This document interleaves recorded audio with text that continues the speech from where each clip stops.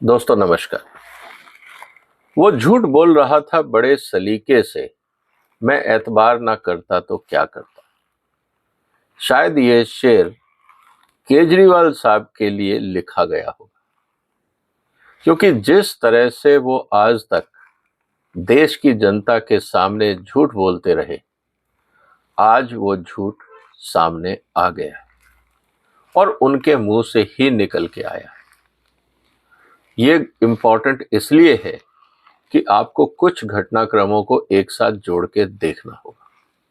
मैं आपके सामने कुछ बातें ऐसी रखने वाला हूं कि जब आप उन डॉट्स को जोड़ेंगे तो आपको समझ में आ जाएगा कि झूठ ज़्यादा दिन तक नहीं चलता है। और इसी दिन का इंतज़ार था, क्योंकि शुरू से ही मैं पहले दिन से ये कह रहा था कि केजरीवाल साहब इतने जगह पे झूठ बोल चुके हैं कि अब उनको ये भी याद नहीं रहेगा कि कौन सा झूठ कहाँ बोला था और वो अपने ही झूठ के जाल में कहीं फंस ना जाए। आज स्थिति ये हो गई है। इसीलिए मैं कह रहा हूं कि केजरीवाल साहब ने अपने ही खिलाफ कई सबूत छोड़ दिए हैं।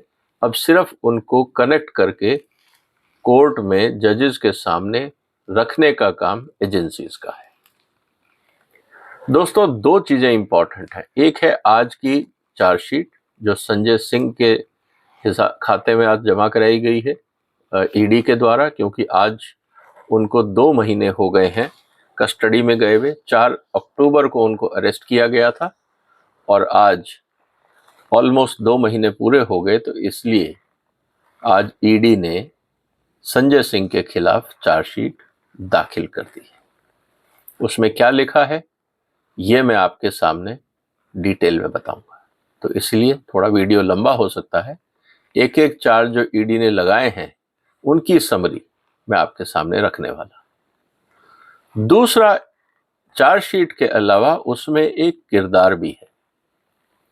ये वो किरदार है जिसको कोई, जो इलेक्टेड रिप्रेजेंटेटिव नहीं है, जिसको किसी भी रूप में दिल्ली या भारत सरकार की तरफ से अपॉइंटमेंट लेटर नहीं मिला है, वो आम आदमी पार्टी का कार्यकर्ता है, लेकिन जो मंत्री को बंगला एलोकेट किया गया था वो अकेला उसमें रहता था। मंत्री, आम आदमी पार्टी के मंत्री अपने घर में रहते थे नजफगढ़ में, और साथ ही ये व्यक्ति केजरीवाल के घर में जो उनका कैंप ऑफिस है उसका इस्तेमाल करता है। मैं बात कर रहा हूं विजय नायर की। विजय नायर वो व्यक्ति है जिसके बारे में अगर हम कुछ डेट्स को ध्यान में रखें तो आपको बहुत सारी चीजें क्लियर हो जाएंगी। विजय नायर जो आम आदमी पार्टी के मंत्री हैं, कैलाश गहलोत, जो उनको सरकारी बंगला मिला हुआ है, विजय नायर उस बंगले में रहता था और कैलाश गहलोत अपने घर में नजफगढ़ में रहते थे। चाहे ये कानूनी है या गैर कानूनी, इस पे एक अलग मुद्दा है और इस पे भी इन्वेस्टिगेशन की जरूरत है। दूसरा, ये व्यक्ति केजरीवाल का कैंप ऑफिस का इस्तेमाल करता था, मतलब जितनी भी सरकारी फाइलें वहां आती होंगी या जो भी गोपनीय कागज वहां आते होंगे उन सब पे विजय नायर की निगाह रहती थी। तो क्या ये अलाउड है या ये भी एक गुनाह है, इसकी भी जांच होनी चाहिए।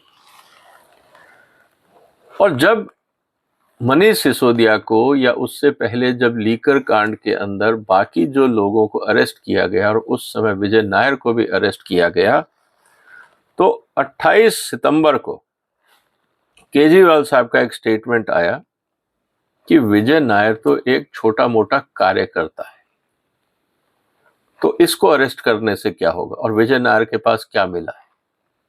तो इस छोटे मोटे कार्यकर्ताओं को अरेस्ट करके आप केजरीवाल को कैसे बदनाम कर सकते हैं।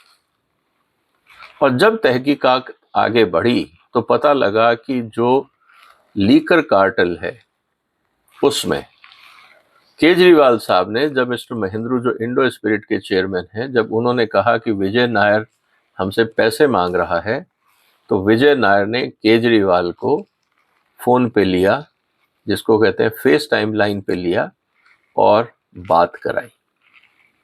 और केजरीवाल ने कहा कि आप चिंता ना करें, विजय नायर मेरा आदमी है, तो जैसा वो कहता है वैसा आप करें, इसको हमने पूरे अधिकार दे रखे। ये रिकॉर्डेड स्टेटमेंट भी ईडी के पास है, जो ईडी ने अदालत को बताया।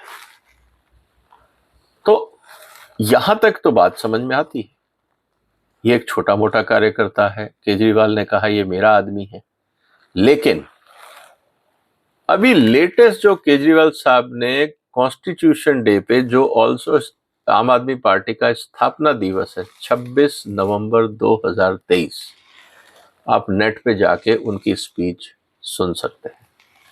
उन्होंने ये कहा कि जैन, मतलब कि सत्येंद्र जैन, मनीष सिसोदिया, संजय सिंह और विजय नायर जो हमारे बड़े नेता हैं, आज वो जेल में हैं, मैं बहुत दुखी हूं। अचानक वो आम आदमी कार्यकर्ता, जो छोटा मोटा कार्यकर्ता था, वो आज आम आदमी के सबसे बड़े नेताओं की श्रेणी में आ गया है। और ये कौन बोल रहा है? केजरीवाल साहब खुद बोल रहे हैं। क्यों बोल रहे हैं उसकी विवेचना हम अलग से करें। किस बात का उनको डर है? क्योंकि ये 4 लोग ही सबसे बड़े गवाह हैं केजरीवाल के, और आज तक वो ये टाल रहे थे कहते हुए कि इनसे मेरा कोई लेना देना नहीं है, मैं एकदम निर्दोष हूं। लेकिन आज जो चार्जशीट सामने आई है संजय सिंह की, उसमें एक बात और बहुत क्लियर हो गई है जो मैं आपको बताने वाला। दोस्तों, ईडी ने साफ कहा है कि संजय सिंह इज ए की conspirator in Delhi liquor scam. He is closely associated with number of accused and suspects, including businessmen Dinesh Arora and Amit Arora. और ये इनको 2017 से जानता है, अरोड़ा को। और साथ में ये कहा गया है कि संजय सिंह ने इस पूरी कॉन्स्पिरेसी में की रोल प्ले किया है। तो मतलब संजय सिंह, जो रोज टीवी में बैठ के प्रेस कॉन्फ्रेंस करके शोर मचाते थे कि अगर हम भगत सिंह की औलाद है, हमको गिरफ्तार करके दिखाओ, हमें पकड़ के दिखाओ, और जब से अरेस्ट हुए हैं हर दूसरे दिन कोर्ट पहुंच जाते हैं कि हमें बेल दिला। आज स्थिति ये है।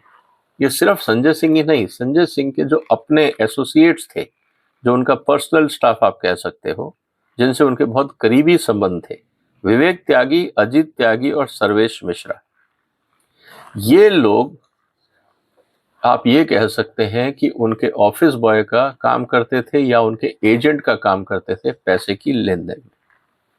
और ये बात इन लोगों ने साफ बता दी है कि अरोड़ा जो है वो आम आदमी पार्टी के नेता संजय सिंह के यहाँ पे आते जाते रहते थे, और उन्होंने ही अमित अरोड़ा को संजय सिंह से मिलवाया था। जब बात आती है रिश्वत की, तो ईडी ने कहा दिनेश अरोड़ा ने अगस्त से लेकर अक्टूबर 2021 तक 3 करोड़ रुपए समीर महेंद्रू से इकट्ठे किए। और जब समीर महेंद्रू से इकट्ठे किए, ये वही मौका है दोस्तों, जब समीर महेंद्रू ने कहा कि विजय नायर कौन होता है, तो उन्होंने, विजय नायर ने केजरीवाल साहब से बात कराई, और केजरीवाल ने कहा कि विजय नायर मेरा आदमी। और फिर समीर महेंद्रू ने 3 करोड़ रुपए रिश्वत दिए on the direction of former AAP communication incharge Vijay Nair, since he facilitated the grant of Pernod Ricard wholesale business to Mahendru's entity that is Indo-Spirit।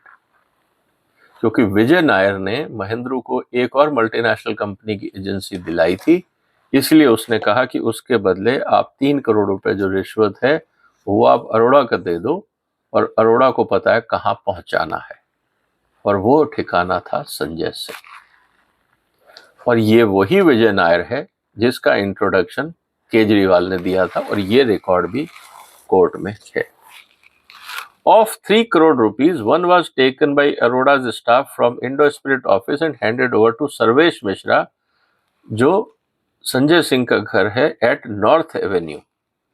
3 crore रुपए देने थे, 1 करोड़ रुपए मिश्रा ने उठाए और सर्वेश को दिए। किसके यहाँ पे?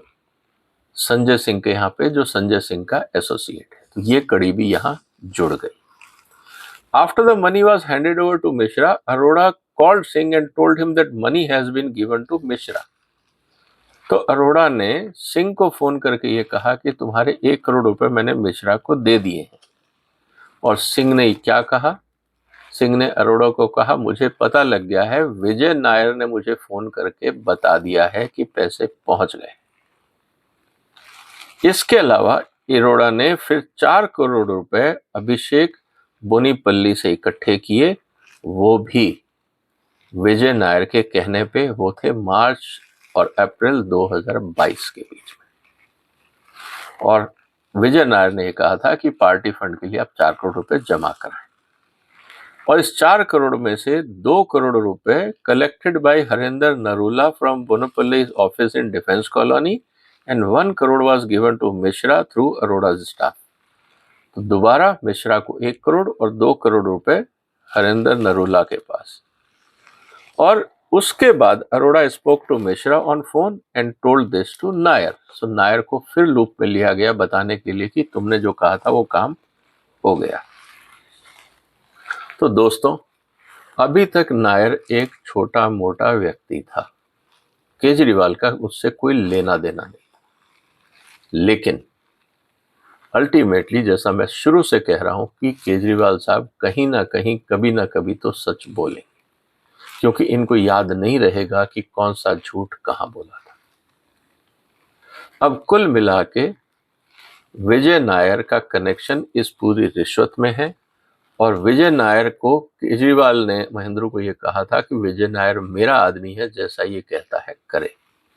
तो इसका मतलब ये है कि केजरीवाल ने एक्सेप्ट कर लिया है कि विजय नायर केजरीवाल के बिहाफ पे काम कर रहा था और जो रिश्वत का लेन देन था उसमें विजय नायर इन्वॉल्व था और केजरीवाल के पास ये पूरी जानकारी थी। और अगर विजय नायर गलत काम कर रहा था तो उसको पार्टी से क्यों नहीं निकाला गया? और निकालने की बात छोड़िए, अपने स्थापना दिवस पे 26 नवंबर 2023 को उसको बड़ा नेता बना के जनता के सामने पेश किया गया। और केजरीवाल ने कहा कि मैं बहुत दुखी हूं, विजय नायर जेल में है। कारण बहुत सही है कि दुखी होने का कारण यह है कि शायद सोर्स ऑफ फंडिंग भी रुक गया है।